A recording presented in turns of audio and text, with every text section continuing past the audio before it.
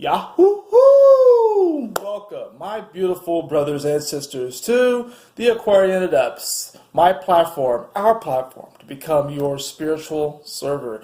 And welcome to your daily reading for today, Wednesday, August the 29th of 2018. Thank you so much for joining me on this video. And let's dive into a bit of the astrology and some of the cards to see what we have in store today.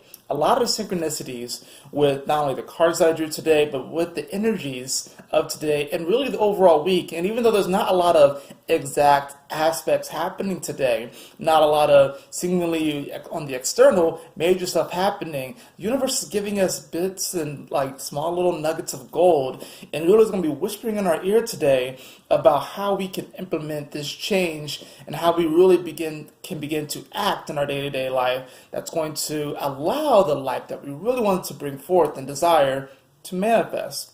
We do have the moon still in Aries, and it's going to be making a quincunx over to Jupiter today at 16 degrees. At the time of making this, the moon is at around 10 degrees. So the moon, of course, being in Aries means that emotionally we are more focused on the self, we're more focused on our ego, more focused on our actions and behaviors.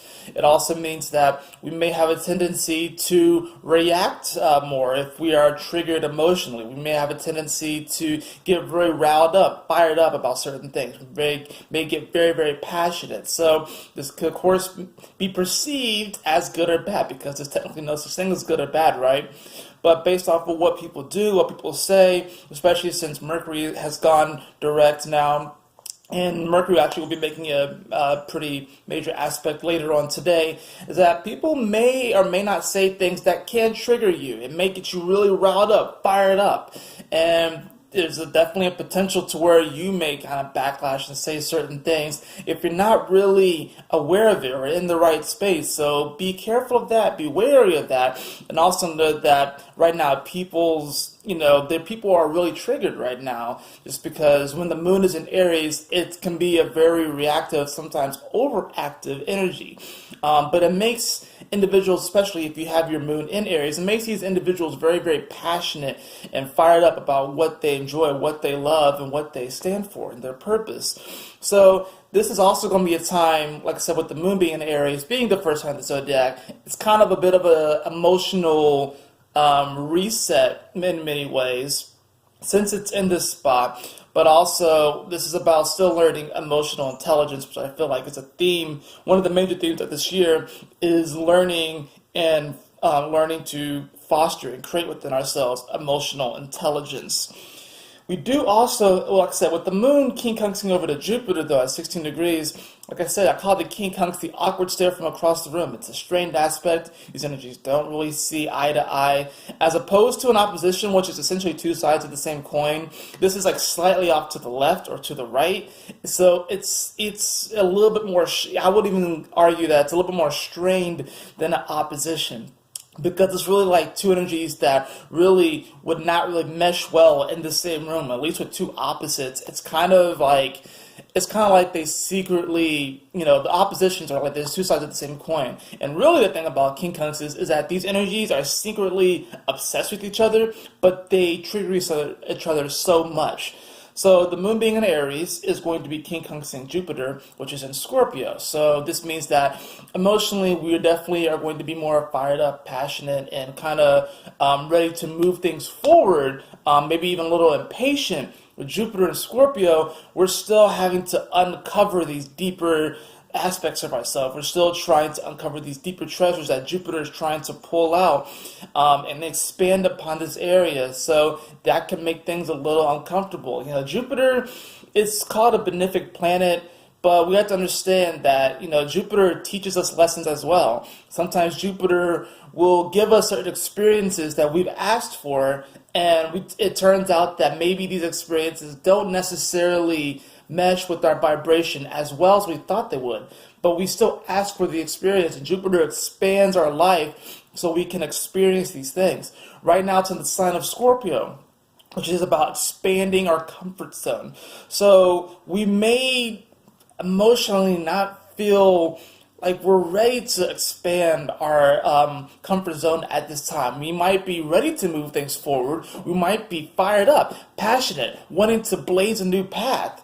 But then Jupiter's going to ask us, like, are you sure you want to expand your comfort zone? Are you sure you want to cross this caution tape? Because in many ways, Scorpio represents that caution police tape, like, don't go past this barrier. But oftentimes, the greatest adventure is beyond that caution tape. That's why Sagittarius comes after Scorpio. It's like you hit Scorpio, there's this barrier, this is caution tape, it says don't move forward, don't move forward. But Jupiter is coming home, baby, and Jupiter represents Sagittarius energy as well. So really, the greatest adventure does lie beyond that caution tape. At the same time, though, that adventure does provide us with experiences and a certain wisdom of what happens when we push outside our comfort zone. So emotionally, we're wanting to push things forward, but there's like this bit of a disconnect to whether we really actually want to push forward. Mercury will also be making a quincunx over to Pluto retrograde. Mercury is now direct in the sign of Leo. Pluto is still retrograde in the sign of Capricorn. Arguably, you could say that Pluto kind of wins this quincunx because it's such a powerful planet, but considering that Mercury is in the sign of Leo, which is represented by the Sun, and Mercury is the closest to the Sun, it loves to be next to the Sun, right? Mercury is actually in a pretty powerful position because this is about connecting our mind and our communication with our heart. And if you even think about it, it is, in comparison to the Sun, it's in the 12th house. If you consider the Sun the beginning of the house system, the Sun, which is in Virgo, which is focused on trying to get things in order, trying to figure out the details, trying to kind of clean up our life. Virgo is also a great sign of healing. So in comparison to the Sun, Mercury is in the 12th house, which is ruled by Spirit. So not only is this about connecting our communication in our mind with our heart, but this is also about us communicating with our guides, our angels, God, Goddess, Source, our higher self. So with Pluto being retrograde here, we are definitely wanting to transform our reality. We're definitely wanting to transform society. We're definitely wanting to, we're looking at society and the way things have come, and we're definitely wanting things to morph and evolve and change. And really, in order for us to create this change, we have to destroy what's here first, right? But in order to first do that, we have to realize that the change comes from within. So it's like, yes, we can go out to the world and have this platform and want to implement change and all this stuff, and it's great. But the only way that it's going to happen is if it starts with you. That's what Mercury is. That's going to be kind of the position that Mercury is coming from in this. Not only that, and it's not exact, it's more like an aspect going into Thursday, but the moon does begin at the very end of the day, at the very tail end of the day. The moon does begin to trine Mercury and square Pluto. The trine to Mercury is going to bring about this gift about, yes, we want to communicate our passion, our love, radiate that love, and connect our mind to our hearts so we can really act on that space. And then, so it's going to be giving us the gift of that. The square to Pluto, squares are very powerful aspects as well. They are considered strained aspects, but it's also considered a learning point. So it's like we're really learning in this moment, emotionally, how to open up to changing our world, transforming our world by embracing the gift of who we are, embracing our authenticity, and embracing our passion, our love, our joy, uncomplicated joy. That's a really huge thing. That's actually part of one of my affirmations is I call into this moment uncomplicated joy. So things right now can seem complicated. Things right now can seem a little up in the air, especially with the Sun in Virgo. We're trying to iron out all the details, but you have this entire Virgo transit to figure it out. You don't need to figure it all out right now. That's some of the pressure that people are feeling. They want to figure it all out right now. We do have to remember, Uranus has been trining over to Saturn pretty much this entire month. So, and both these energies are retrograde. Saturn will be coming direct very soon on September 6th. But these energies have been trining. And, the Sun trined this spot. So we are actually being given a gift of this buffer time, this buffer zone of like, take your time, work through this. You know, it's okay. Uranus definitely is a planet that wants to move things forward and look towards the future. It's very futuristic. It's very much so about, you know, innovation. And it slows down in Taurus. It doesn't like to be in Taurus, right? And even when it's retrograde, this is still about saying, take your time, have patience, okay? Focus on this present moment. And even with the trine over the Saturn retrograde, which is, like I said, pretty much been happening this entire month, that these energies have been trining each other, it's saying that, yes, develop a plan, create a blueprint for yourself so that when these energies do move forward, we really, and especially as the rest of this year continues to move on, that when we develop a plan and when we actually just have patience with ourselves, have compassion for ourselves, that we'll be able to move forward in a very powerful, and I want to say calculated, but at the same time, it's still in flow with spirit. We still allow ourselves to flow in the moment. But definitely, if we just harness energy of this trine, this beautiful gift of earth energy that we're being given, is to take our time, step by step, day by day, implementing the necessary change every single day, we will begin to really see and manifest the life that we really want. Now, the cards I have here, it's very interesting. We have, once again, we have two vibrational cards. We have the third eye chakra, and we also have change, which has come up again. So this is letting me know that this is a powerful week of change. So once again, we get two cards, and these are the vibrational cards that back up the energy of the Hermit. This is very powerful because this is literally, for me, it's telling me that you have a vision, right? You have a vision for yourself, for your future.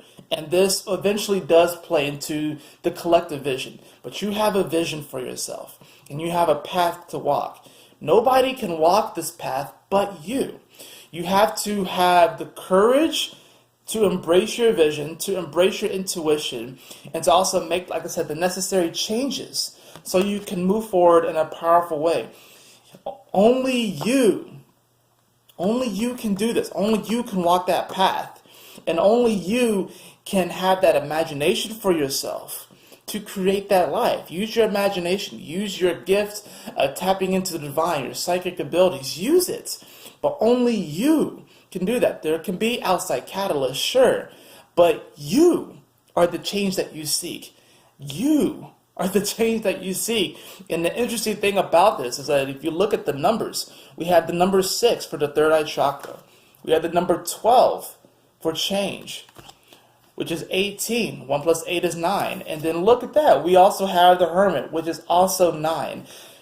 And if you think about this, 9 is ruled by Aries energy. And think about it. Mars has come direct this week. The moon is in Aries and will be in Aries throughout the entire day. This is definitely a week that started off with a fiery passion where we feel like the rocket boosters. Finally, we feel like we can move forward.